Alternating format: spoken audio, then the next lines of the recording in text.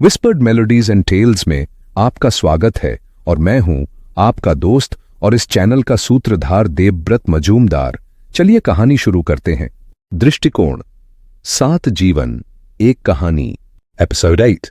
देव के शुभेंदु के घर से चले जाने के बाद भैरव ने शुभेंदु से कहा, क्या तुमने देव को घर से रात को जाने का बोलकर ठीक किया?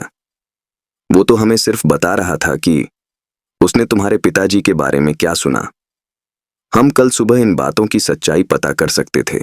भैरव, हम सिर्फ इतना जानना चाहते थे कि हमारा क्या संबंध है पारोमिता की आत्मा से। अब जब पारोमिता जीवित है तब मुझे क्या लेना देना उसके पारोमिता न होकर सुलोचना घोष होने में। मुझे क्या करना है कि वो किसकी बेटी है और उसके मां की मेरे पिताजी से क्या संबंध है या था, और न ही मुझे कुछ लेना देना है गीतांजलि से या सिस्टर मरियम की मौत से। मेरे पिताजी ने कभी मुझे किसी चीज की तकलीफ होने नहीं दिया, तो मैं अपने पिताजी के अतीत में झांक कर क्या करूंगा। सुलोचना मेरे पिता की नाजायज संतान है। उसकी मां को ध्यान रखना था कि वो मेरे पिताजी से प्यार करते हुए कोई गलत कार्य न कर ले। अब जवानी में गलती हो जाती है, मेरे पिताजी से भी हुई, उसमें मुझे कोई गलत बात नहीं नजर आती। रही बात देव की, तो वो मेरा दोस्त था, उसे मेरा साथ देना था, ना कि ऐसी लड़की का जिसकी खुद की पैदाइश नाजायज है। भूल जाओ देव को और सुलोचना को और इस घटना को कि कभी कुछ हुआ था। चलो, सोने का समय हो गया है। अगली सुबह शुभेंदु रोज की तरह जल्दी नींद से जाग गया। घर पर आए हुए उसको 2 दिन हो गए थे, पर वो उसके पिताजी के साथ ठीक से बात नहीं कर पाया था। आज वो चाहता था कि एक बार उसके पिताजी से इत्मीनान से बात करे। अगर मौका मिले तो डॉक्टर नयनतारा और सुलोचना के विषय में पूछे। उसने भैरव को सोता छोड़कर मॉर्निंग वॉक पर चला गया। रास्ते में श्री देवेंद्र नाथ से मिला, जो कि शुभेंदु की ही तरह रोज मॉर्निंग वॉक पर जाते थे। मौका देखकर शुभेंदु ने श्री देवेंद्र नाथ से डॉक्टर नयनतारा के विषय में पूछा, पर श्री देवेंद्र नाथ ने साफ इनकार कर दिया और कहा कि वो ऐसी बातों पर कान ना दे। लोग उनसे जलते हैं और अफवाहें फैलाते हैं। शुभेंदु उसके पिताजी के कहने पर वहां से चला गया। घर आकर उसने भैरव के साथ दार्जिलिंग की सैर की और रात को घर आया और देखा उसके पिताजी के हाथ उनके सीने पर थी और उनके पलकें लटकी हुई थीं। शुभेंदु की मां उनके पिताजी के पास बैठी थी और रो रही थी और कह उठती थी कि भगवान, क्या हो गया आपको? श्री देवेंद्र नाथ जैसे उनके हाथ हिला नहीं पा रहे थे। इतने में डॉक्टर घर पर आ गए और देवेंद्र नाथ जी को देखा। कुछ दवाइयां लिखने के बाद शुभेंदु से कहा कि उनको लकवा मार गया है, वो अपने हाथ नहीं हिला पाएंगे। कारण पूछने पर डॉक्टर ने कहा कि उनको सदमा लगा होगा किन्हीं कारणों से और इसलिए लकवा मार गया है। डॉक्टर के जाने के बाद शुभेंदु कुछ देर तक उसके माताजी को शांत करवाते रहा। फिर उसने सोफे पर बैठते हुए नौकर से पूछा कि श्री देवेंद्र नाथ से कौन मिलने आया था। नौकर ने कहा कि एक बूढ़ा आदमी आया था और कुछ देर बाद ही वो चला गया। इतने में शुभेंदु की नजर मेज पर गई, जिस पर एक छोटी इंजेक्शन की शीशी थी। शुभेंदु शीशी को लेकर नौकर से पूछा कि क्या वो डॉक्टर को लेकर आया था। नौकर ने कहा कि वो तो डॉक्टर साहब को बुलाने जा ही रहा था कि डॉक्टर साहब घर आ गए और उसने डॉक्टर को देवेंद्र बाबू के पास ले आया। इतना सुनकर शुभेंदु घर से बाहर भागा। भैरव भी शुभेंदु के पीछे भागा। वैसे भैरव को समझ नहीं आ रहा था कि शुभेंदु किसकी तलाश में बाहर भगा है, पर वो शुभेंदु के पीछे भाग लिया। कुछ दूर जाने के बाद शुभेंदु रुक गया और वापस घर की तरफ आते हुए उसने भैरव को बोला, भैरव, ये घटना प्राकृतिक नहीं है, ये घटना को रचा गया है।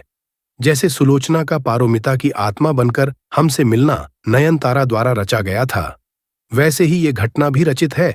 दोनों घर आ गए और किसी से कुछ नहीं कहा, क्योंकि घर का माहौल ठीक नहीं था और कुछ भी बताने पे और भी बुरा हो सकता था। Army golf club Darjeeling main officers party चालू थी। सभी गोरखा रेजिमेंट के जवान और अधिकारी इस पार्टी में आमंत्रित थे।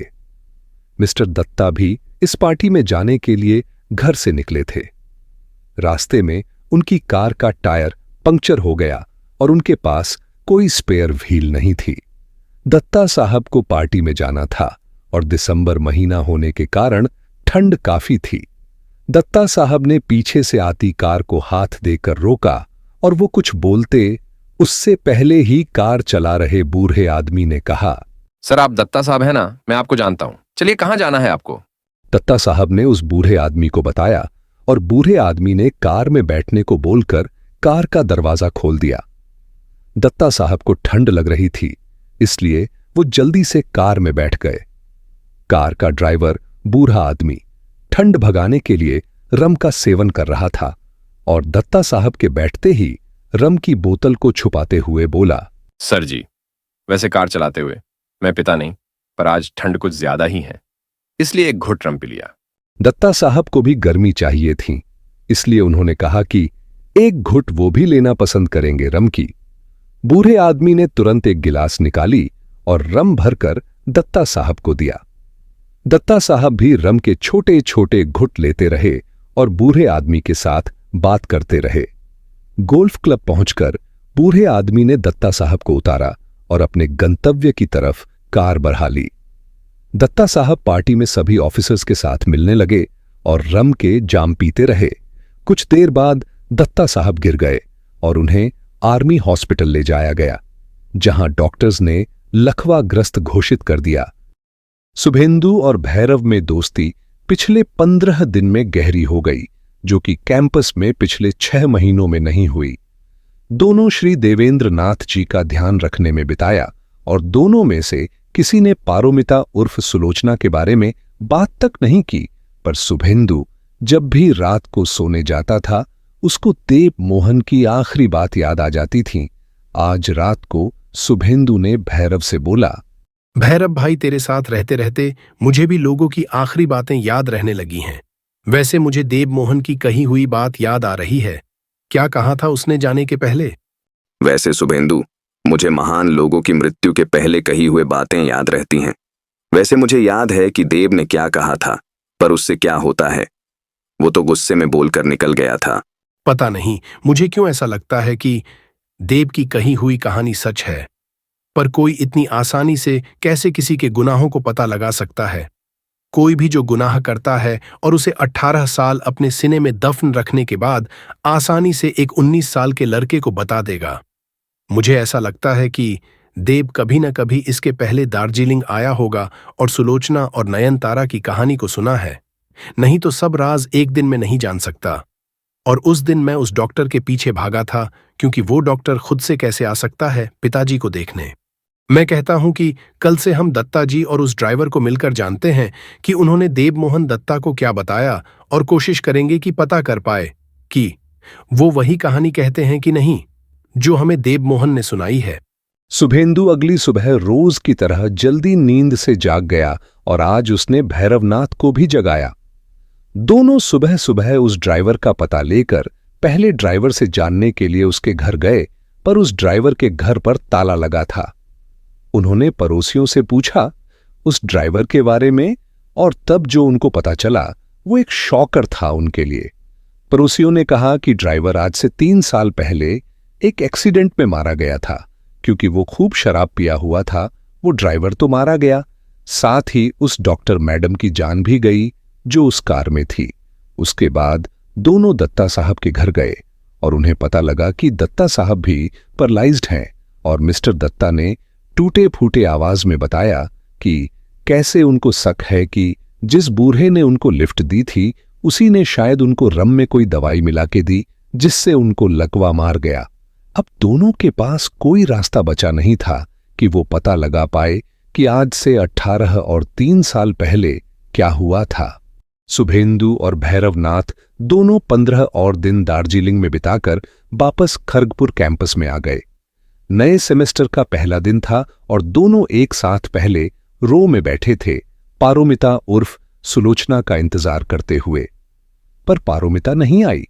क्लास खत्म होने के बाद दोनों ने प्रशासनिक कार्यालय जाकर स्टूडेंट्स लिस्ट में नाम देखे, पर उन्हें पारोमिता या सुलोचना का नाम नहीं दिखा। दोनों ने प्रशासनिक अधिकारी से पूछा कि क्या पारोमिता या सुलोचना नाम की कोई लड़की कभी इस इंस्टीट्यूट में पहली सेमेस्टर में थी कि नहीं। यहां भी दोनों को सिर्फ सिफर ही हाथ आया, क्योंकि कोई लड़की पहले सेमेस्टर में भी पारोमिता या सुलोचना नाम की नहीं थी। अब दोनों को कुछ भी समझ नहीं आ रहा था कि वो क्या करे। उन्होंने देव मोहन से, जो कि अब उनको लग रहा था कि देव ही था जो उन्हें पारोमिता के बारे में बता सकता था, पर अब जब उन्होंने देव से रिश्ता तोड़ लिया था तब कोई रास्ता ही नहीं बचा था कि वो नयनतारा या सुलोचना के बारे में पता कर सकते थे। इसलिए उन्होंने निश्चय किया कि वो नयनतारा या सुलोचना के बारे में कभी कोई बात नहीं करेंगे और न ही अब उनको कोई लेना देना रहेगा नयनतारा या सुलोचना से। भैरवनाथ कैंपस में ज्यादा दोस्त नहीं बना पाया था। उसकी सेंट जोसेफ की आदत गई नहीं थी। वो शुभेंदु से छुप छुप कर शराब और सिगरेट पीता था। शुभेंदु शराब और सिगरेट से नफरत करता था और इन्हें पीने वाले लोगों से भी नफरत लाजमी थी। नफरत होते हुए भी शुभेंदु भैरवनाथ को सुधारने की कोशिश की, पर कहते हैं ना, जब घड़ा आग में पक जाता है तब उसे ठीक करना मुमकिन नहीं है। भैरवनाथ सेंट जोसेफ की ही तरह पारोमिता के बाद एक और लड़की से दिल लगाने की फिराक में था। वहीं शुभेंदु सबसे दोस्ती कर चुका था।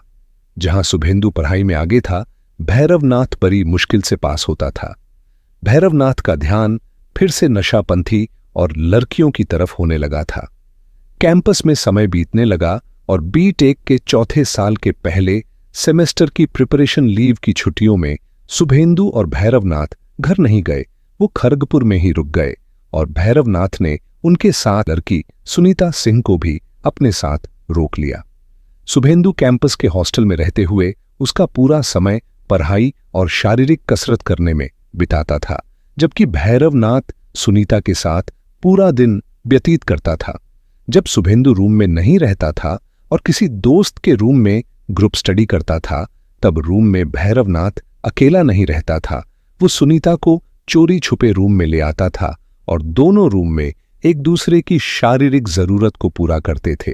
भैरवनाथ को लगता था कि शुभेंदु उसके हरकतों से अनजान है, पर पूरे हॉस्टल में भैरवनाथ के रूम में अकेले सुनीता के साथ होने वाली कहानियों से पूरा हॉस्टल वाकिफ था। शुभेंदु ने भैरवनाथ को समझाने के लिए उसे कैंपस के पार्क में ले जाकर तालाब के किनारे बैठ गए।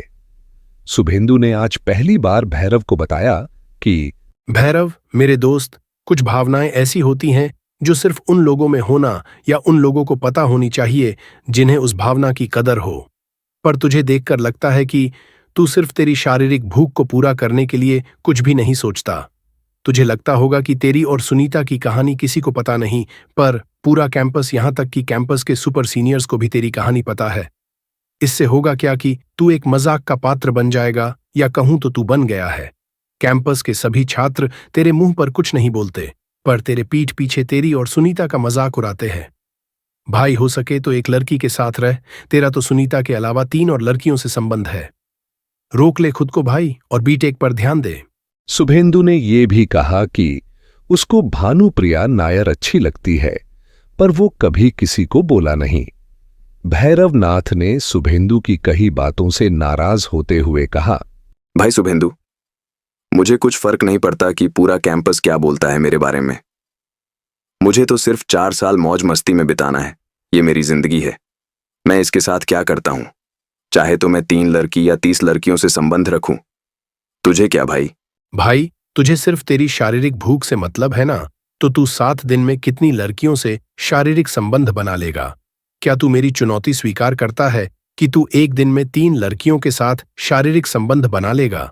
तू इन 7 दिनों में जिस दिन 3 लड़कियों से शारीरिक संबंध बना लेगा, उस दिन तू शर्त जीत जाएगा।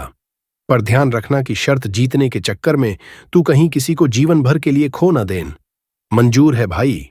मंजूर है भाई, और मैं तुझे उस दिन इस विषय में बात करूंगा जब मैं जीत जाऊंगा। भैरवनाथ के दिमाग में अब शुभेंदु के दिए हुए चुनौती को लेकर सेंट जोसेफ की बात याद आ गई। सेंट जोसेफ में उसने एक दिन में चारुलता और लारा के साथ शारीरिक संबंध बना चुका था और ये चुनौती उसके लिए मुश्किल नहीं थी।